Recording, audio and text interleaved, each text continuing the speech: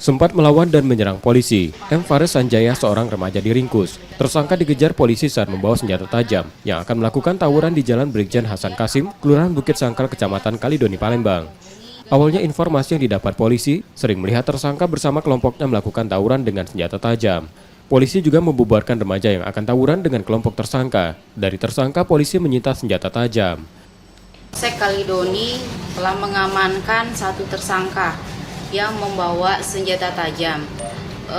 Kronologi kejadiannya pada saat itu ada informasi dari masyarakat di mana adanya perkelahian antar pemuda, lalu dari piket Kalidoni dan Buser segera ke TKP mengamankan satu orang tersangka yang memang membawa senjata tajam.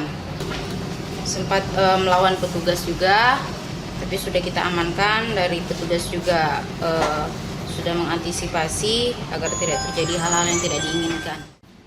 Polisi juga menangkap remaja lain di lokasi berbeda yang juga melakukan tawuran dengan senjata tajam.